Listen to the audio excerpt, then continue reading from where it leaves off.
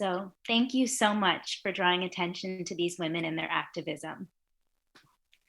I'm going to start by asking you a few questions about your involvement in the project. I know that the film is based on the book by Ruth Feldstein.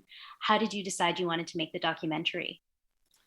Yeah, so I read about the book when it first came out in 2014.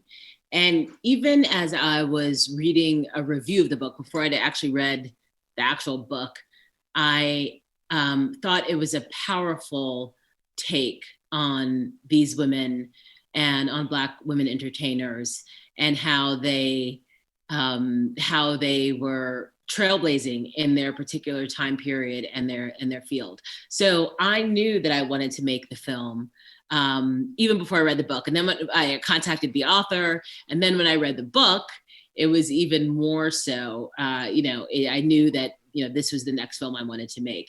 And there are a couple of things that I loved about it. One was that I'd never seen the entertainment industry chronicled through Black women's experience.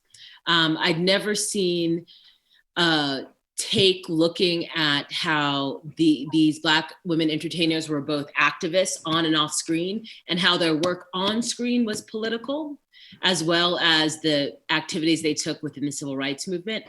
And really looking at how they set up the risks that they took, and how they set up what we see today in terms of the renaissance of Black storytelling and Black filmmaking and Black female filmmaking specifically. So I just thought it was a super interesting take that we hadn't seen before. And just lastly, I'll say, one of the things that has frustrated me with the historically, we have not been able to tell our own stories, generally speaking. And one of the things that has frustrated me with how white filmmakers have told our stories about our icons and our entertainment icons is that they seem to focus on the tragedy of the story as opposed to the impact and the legacy of these women. So that's what I loved about this film, that it was really looking at the impact and the legacy that these women have, which I thought was a really different take on understanding the meaning of, and the importance of who these women were to how we understood ourselves and how we were seen in the world. And thank you for doing that. As a Black performer, that means a lot to me, and these women have, but I don't think that there's a general knowledge of really what these women have done, and you've brought that to us with this film. So thank you so much. I noticed that one of the women profiled in Ruth Feldstein's book was Miriam Makeba, and she didn't include Pam Grier. What made you decide to make those changes in your film? Yeah, so Miriam Makeba is was an amazing singer. I actually got the opportunity to see her in concert in the late 80s. There are a couple of things. When I made the film, when I was first conceiving of the film, there was a documentary that had just come out about her, Mama Africa. And this was a process. This film took me about 5-6 years to make. So that was one thing. And in terms of thinking of how I could, get the funding that I needed to get for the film. But the other part was that I wanted to bring someone in who could bring us to the contemporary moment, so that it wasn't just about the past, and who could story-wise bring us there. And so Pam Grier felt like a good choice because of that, and because she's someone that's still alive today, she's still working, and so who could bring us to the contemporary moment of Black storytelling, and that's why I put her in the film. Great. And what are some of the things you learned through the research and interviews that you conducted that did not make it into the documentary? That did not. Well, one of the things, because the film is not a biopic, right? It's not a birth to death. I mean, obviously we wouldn't be able to do that with 6 women, but there was a lot of the personal that we could not put in, and not even just the personal parts, different parts of the career that we were not able to include. For example, not only was Lena Horne, you know, who she was as a trailblazing actress and singer, she also was one of, and I would say the first Black pinup girl in the 1940s for Black soldiers in World War II. And that was a big deal, you know, for Black soldiers to have a Black woman that they could, you know, look up to and be seen as, you know, the sort of all-American girl. That was a huge, huge deal. And that was part of her story as well, that we weren't able to put in. You know, I say this cheekily, but so with Diahann Carroll, and, you know, obviously moving way ahead, but Diahann Carroll in Dynasty is, you know, to me so delicious. And I love that footage. I remember watching Diahann Carroll. My mom and I used to watch Dynasty in the 80s. And I love that footage. And I think she's so great. And I think, but I also think it's important because she talks about wanting to have a character that's not just a perfect character, you know, to have some depth and to have some diversity and you know, not just a good person, right? I mean, we kind of, as Black people, when we finally got on the screen, we had to be these good people, a la Sidney Poitier and Julia, and be perfect. And she's like, I want to do something different. But there was this footage that I wanted to include that we had it initially, but we had to take it out. So when she is going up to the hotel desk, right? And we do have that, and she's saying, you know, I don't sleep with my clothes in the same room. There's a shot right before where we see these suitcases being rolled in, and it's a shot from the bottom of just like the rolling of the suitcases, like of the people bringing in her suitcases. And it's just a classic shot that shows, you know, her power, her wealth, who this woman was. And I love it. It's a small thing, but we weren't able to include it. Why did you have to lose it? It was for various purposes. I mean, part of what we were able to, how we were able to use all the archival footage is through a legal mechanism called fair use. And fair use is, not to get in the weeds, but it's a way in which filmmakers who are doing archival films are relying on to be able to, you know, use footage that's not exorbitant. I mean, that's the thing, right? This is footage that's, you know, owned by these studios or networks. And, you know, I always say this, in a lot of ways, these, and this is another filmmaker said this to me when I was on a panel, or said this, a lot of these places are holding our archive and our footage hostage because it's so expensive. And even something like Diahann Carroll on Dynasty, which, you know, you may think of as, oh, it's not important or whatever, but that's part of our history too, right? And so there's these things that in order to claim fair use, you have to use like a minimal amount of footage. You have to be commenting on the footage. There's very strict things that you have to go through a lawyer to work with. And that shot was deemed not part of, you know, let's get rid of that because it's not essential to our fair use argument, to in a nutshell.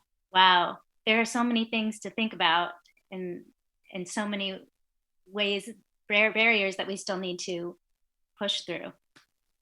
Yeah, I mean, the archive is hard, you know. This is now my third archival film. My third archival film.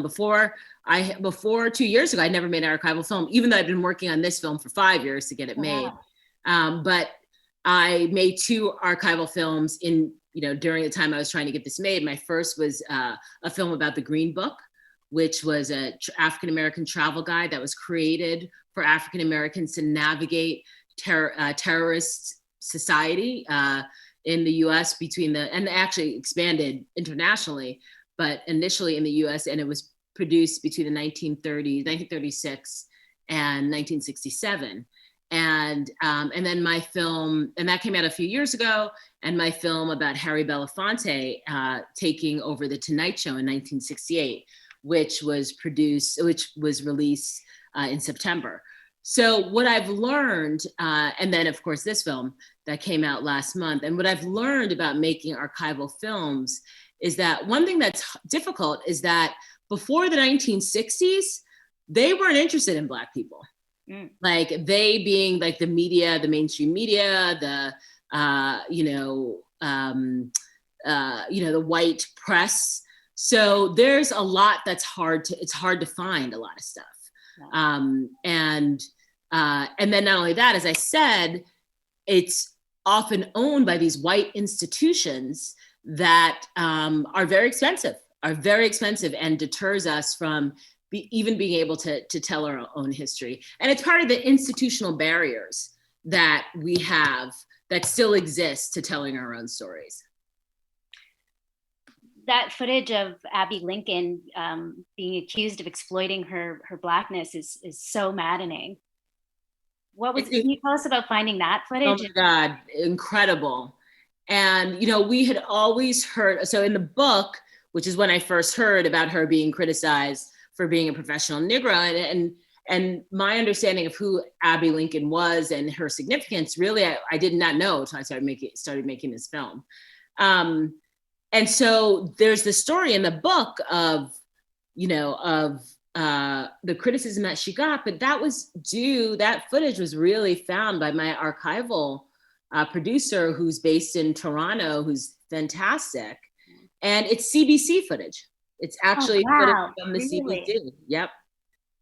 They sponsored this, it's incredible to watch, right? Because it's like, how are you defending, saying this critic, Ira Gertler, calling her a professional Negro? But yeah, that was CBC. Wow. I noticed some other Canadians in the film. I saw that you included filmmaker Sharon Lewis. Yes. Can you tell us about some of the other Canadians and how you... I think so Sharon, yep, and Rad, the critic. Who were both fantastic. And it was awesome. I think they were so, gave such insight into the film generally. And, this is my first time working with a Canadian production company. I actually, I edited in, at the very end, I edited in Canada. I went through my 2-week quarantine in September. Nice. Yep, I was quarantining in Toronto and then was able to work with the editors who were Canadian there. And I think that it really gave us showed the links, right, that Black folk have, and Black entertainers with Canada. And that opened my eyes to their experiences at being Black in Canada and the institutional barriers that they face. So I'm really happy I was able to include that in the film. That's great. I have some more pre-submitted questions for you.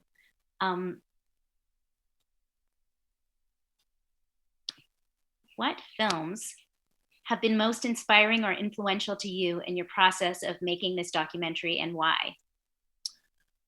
Making this film, oh gosh, there's so many. It's hard to say. There's a lot of films that I try to keep up on and watch and get inspiration from. I'm not someone I didn't go to film school. I didn't go to journalism school, and my experience was kind of learning by watching and by doing. I'm trying to think what films were instrumental, in terms of making this film.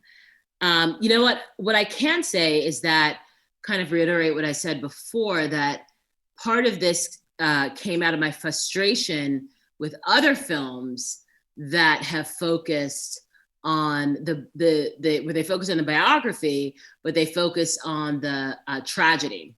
And I think one film that didn't do that I really love is the Amy film, right? The film about Amy Winehouse. And I think that is probably a model for me. I thought that was a beautiful film that started off with her genius, and granted that was biography, that's different what I'm doing. But started off with her genius and her impact and her words and her lyrics, and how that was the focus. And that's what I tried to do with this film, really look at how the words, the lyrics, the roles defined these women and the choices that they made around that. That reminds me of a question that I had that based on your filmmaker statement. Can you talk about the role of music in the film? Yeah, I mean, music's obviously very important. You know, Abby Lincoln, Nina Simone were primarily musicians. I mean, Abby was also an actress as well. But the music that they made was political, right? So super important to you know, to understanding the women, and then also the time periods. I mean, I think for me, every film, especially the films that I've made that are archival, music really helps to create the setting of the story.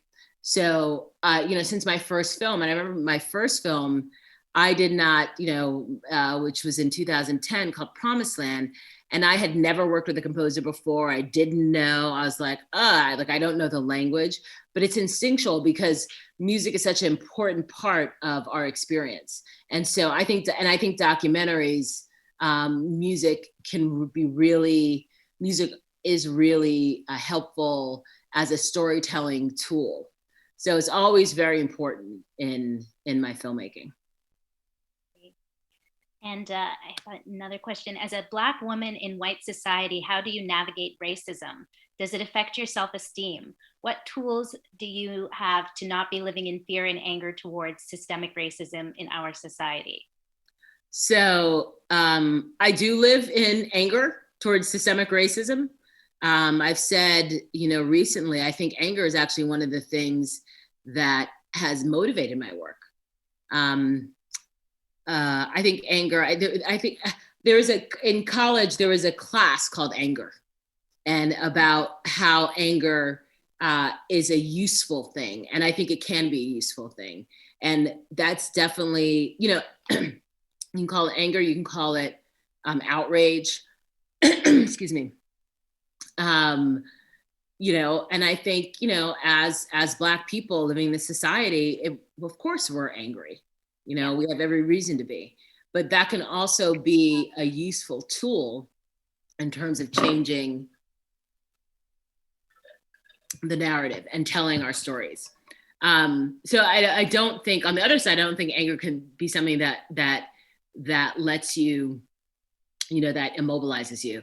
And in fact, part of it is like, because we're underestimated as people of color, as women, I want to show. So what fuels me too in my work is I want to show what I can do.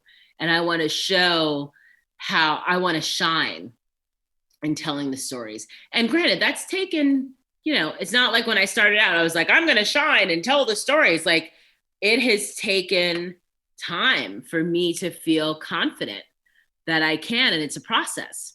But I do remember I had a white friend that said to me when I was started embarking on my first film, and I was, you know, trying to get it funded, blah, blah. And she said, go into the meeting like you're a mediocre white man, with the confidence of a mediocre white man.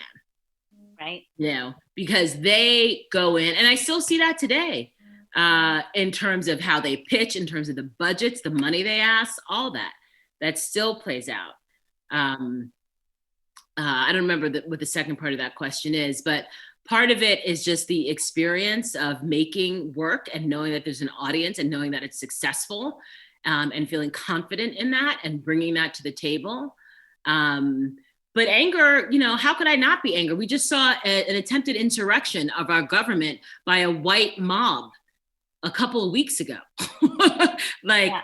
You know, who say the most like outrageous things, and this, you know, with no sense of history, no sense. And we've been telling white people these white mobs have existed and have been attacking us and our communities forever, since the time we were brought here. They were, you know, they didn't listen. And so the outrage goes in so many different places, quite frankly. Yeah. How could you not be outraged? So I have a comment here that says, such a great film. Do you feel that there is a filmic relationship with the documentary I Am Not Your Negro, which solely focused on James Baldwin? I love that film. Mm-hmm. I think it's a beautiful film. It's obviously quite different. using James's Baldwin's words to bring us through a whole, to mix up the personal and what was happening in society, using a narrator to tell that story. But I do think what we're seeing today, and I've now been in this business now for about 20 years. And when I started in this field, there were very few documentary filmmakers who were working, like a Black documentary filmmakers who were working continually. Like, the field has definitely grown, which is amazing. And it's also expanded in terms of its the different ways of storytelling.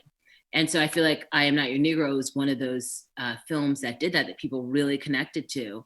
And so it's an inspiration in terms of its creative, its creative approach. I think it's always really useful for us to look at different creative approaches to these films and to the archive. I mean, part of it goes back to, we have to, because the archive is limited in a lot of ways. And yeah, it's a whole thing that I'm reckoning or understanding now. The archive, who the archive is, is a record. And when we're left out of the record, what does that mean? And how do we as documentary filmmakers change that when there isn't, the archive that can help us do that? So these are just questions that I'm thinking about, and different approaches in doing that. And I think I'm Not Your Negro does that in really, interesting ways, or addresses that in really interesting ways. Emily commented that this film did an excellent job of focusing on a very specific experience and perspective in her story that often gets missed. How did you go about sifting through the many changing cultural events in her story to craft such a clear and concise film?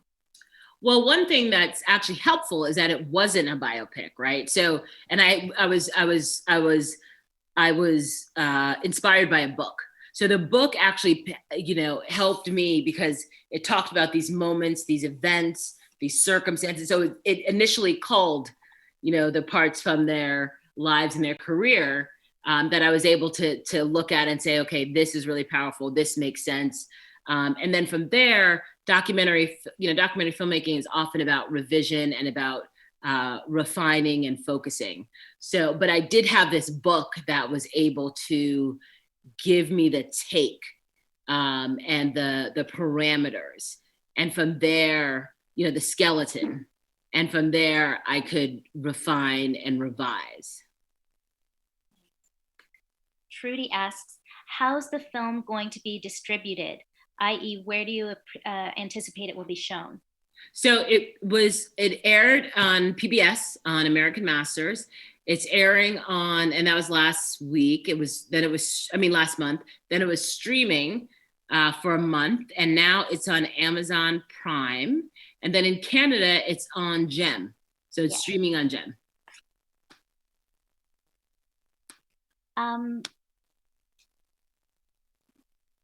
What are the most critical changes you feel that Hollywood must make to face the future more equitably?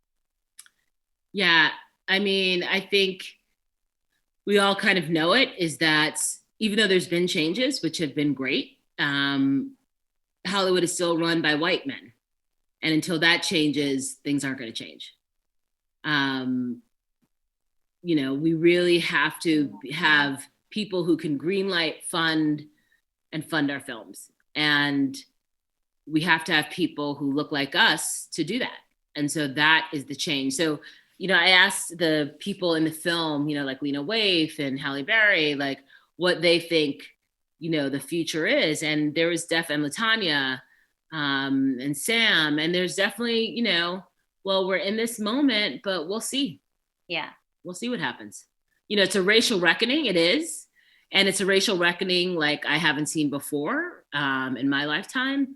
So that's positive, but how long will it last? And what does it actually mean? I mean, Hollywood is an industry, and even before I got into film, I would think to myself, wow, Hollywood's the only industry that doesn't have to have affirmative action. Like it doesn't have to have, like, so I grew up, watching television, movies, you know, watching my John Hughes movies and, you know, the TV, and it was all white basically. And it was just kind of accepted. Whereas other industries really actually were changing, academic industries, businesses, but Hollywood didn't have to do that. And, you know, it's an industry that's built on racism and sexism. I mean, it's just the way it was built, literally in its bricks. So I think it, you know, obviously, you know, things like Oscar So White and, but remember, you know, even with Oscar So White, I remember in the 80s, Jesse Jackson was leading boycotts against the Oscars, and he was laughed at. You know, it was minimized, and he was laughed at. So again, we'll see what happens. You know, we'll see. I just saw something came on my alert just a couple of hours ago. I haven't had a chance to check it, and it said the Golden Globes. It literally said the Golden Globes are the judges are all white. Yeah. So you know, there's a lot that needs to be done, and some real fundamental change, and we'll see if it happens. Yeah, that reminds me of the Lena Horne quote in the film where she says, you know, she wasn't going to be a servant in her contract, but then they weren't going to make her anything else. And so are those changes going to actually happen right now? Right. I mean, what you do have, which is amazing, right, is technology, which has allowed, you know, Issa Rae, for example, right? She started her show on the web, you know, and it took years for HBO for it to become, you know, morph into an HBO show. And now look where she is. So we have technology, which is on our side, which is great. Yeah, it makes me wonder, you know, if we had Twitter, would Abby Lincoln have been more of a presence, right? Absolutely. Yeah, absolutely. Absolutely. And we could have seen that footage. I mean, I don't know if that footage, you know, when was the last time that footage was seen? You know, and we could have clapped back. Exactly. So there's a moment in the film when Cicely Tyson says that she wants to be considered an actress rather than a Black actress. Do you think we've transcended that kind of categorization or not? You know, I don't. And it's too bad because I totally understand. I'm sure you understand as an artist and a creator. We want to be, you know, we got into this business because of our love of characters and storytelling. And yes, I mean, there's things I want to say and there's voices I want to elevate, but I don't want to be ghettoized. My mom used to call it ghettoized. My mom was a writer. You know, it's like, why should we be ghettoized? Our stories are part of the human experience. Why should we be ghettoized during Black History Month? Why should our stories be ghettoized as a Black story? That just doesn't even make sense. And especially since the fact that, you know, as I said, we all have watched white stories, related to white stories. Exactly. I relate to white stories. So they can relate to mine.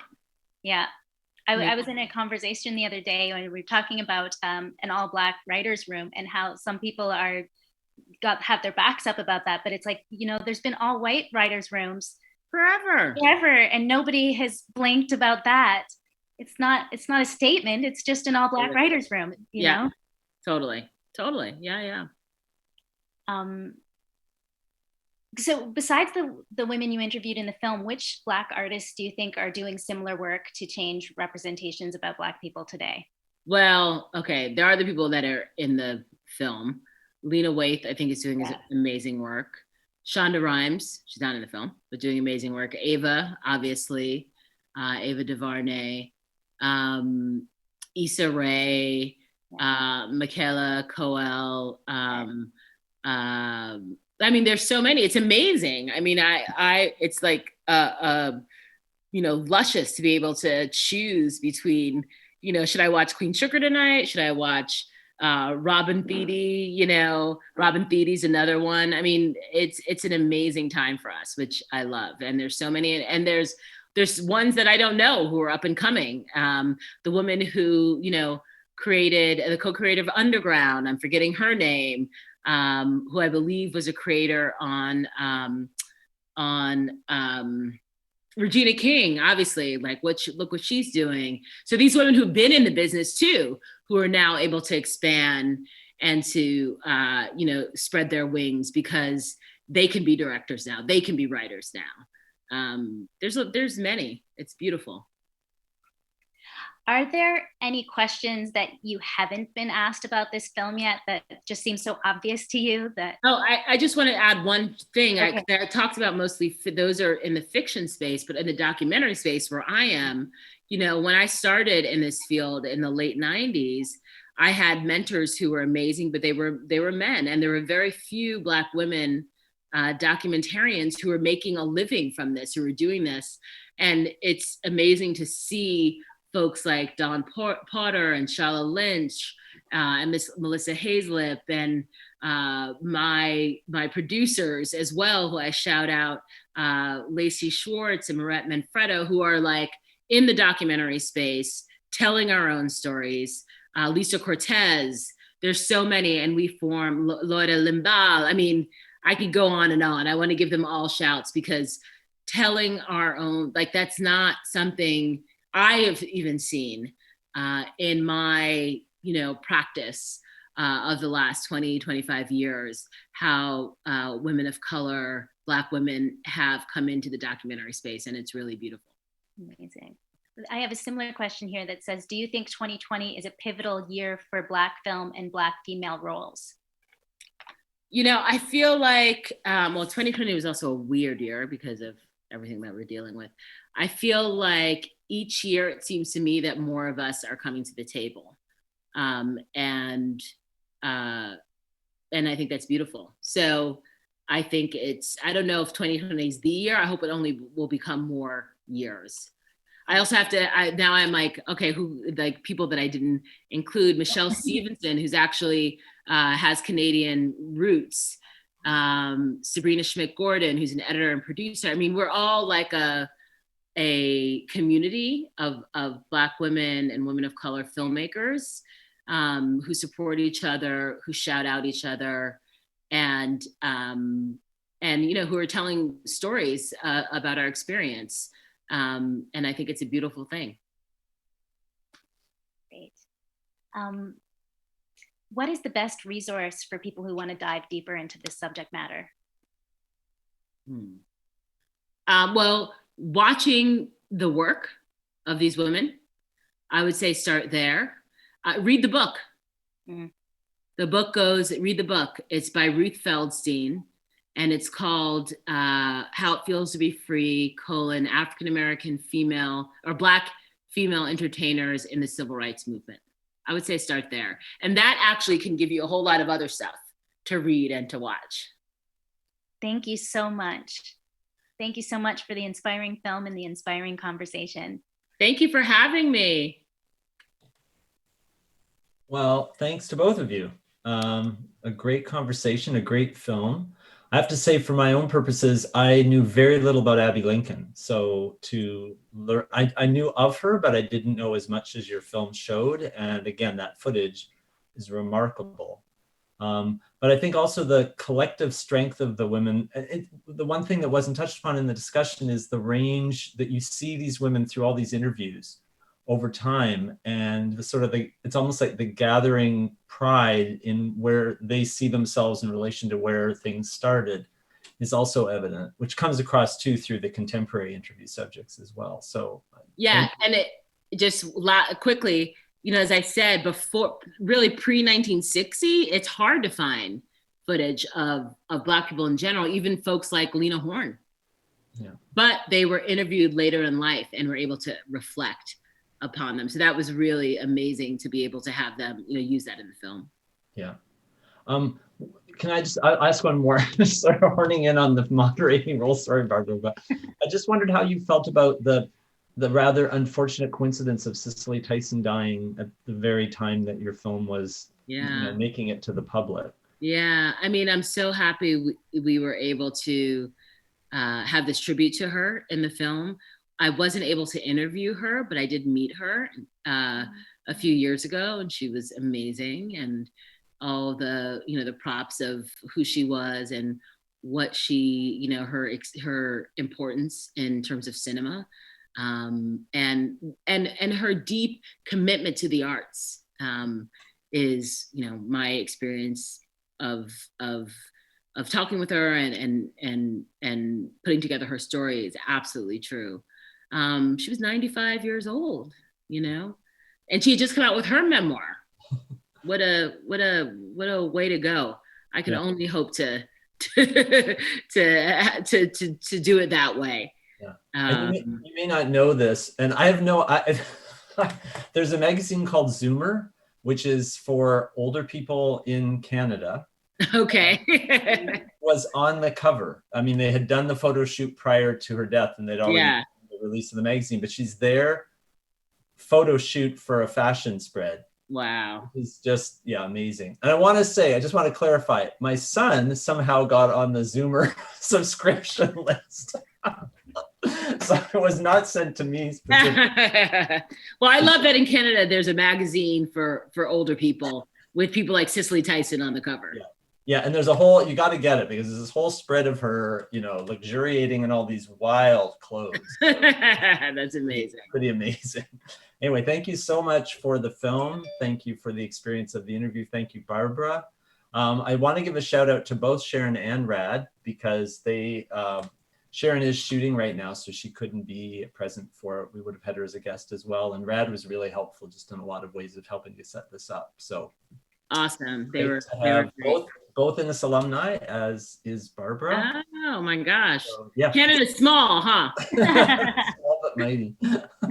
Anyway, I want to also thank our team, Rola, Francisca, Hannah, and Max, all really instrumental to having this come together.